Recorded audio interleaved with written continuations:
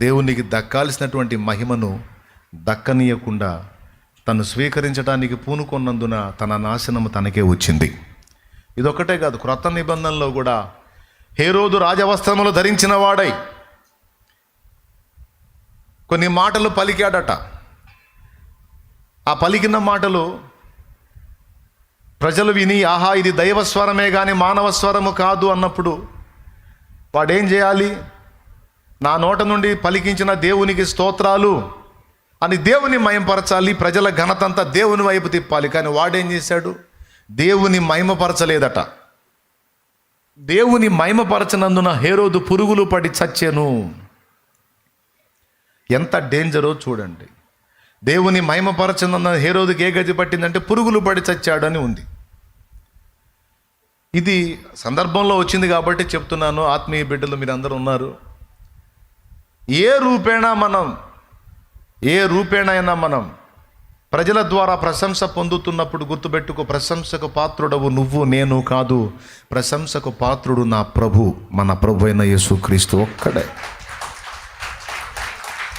ఎంత స్తుతించినా తట్టుకొని నిలబడగలిగిన వాడు ఆ ఒక్కడే, మన వల్ల కాదు.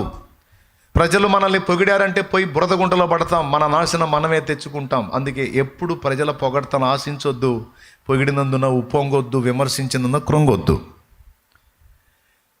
విమర్శను కూడా మీరు తీసుకోవద్దు, అది కృంగగొట్టడానికి సాతాను కుట్ర. మనల్ని కృంగదీయటానికి కొన్ని విమర్శలు మనకు వచ్చేటట్టు చేస్తాడు, అది సాతాను కుట్ర. కృంగదీయటానికి, మన గుండెను గాయపరచడానికి, దాన్ని లక్ష్య పెట్టొద్దు.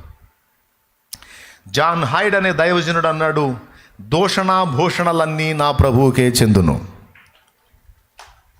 అర్థమైందా? విమర్శ అయినా ఘనత అయినా రెండు నా ప్రభువుకే చెందాలి. దూషణైనా భూషణైనా. భూషణము అంటే అలంకారం, ఘనత అయినా నా ప్రభువుకే, నా దూషణైనా నా ప్రభువుకే అన్నాడు. నేనైతే ఇంకొక దారుణమైన మాట అంటాను, ఏంటంటే దూషణకు మనం తగిన వారం కానీ భూషణకు మన ప్రభువే తగినవాడు.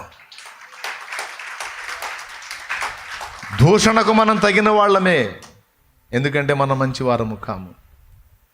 ఏదో ఆయన కృపను బట్టి ఆయన నీతి మనకు నీతి అయి ఉన్నందున, ఆయన మనకు నీతి అయి ఉన్నందున మనం ఆమోదించబడ్డాం, కానీ మనం ఏమాత్రం మంచివారం కాము.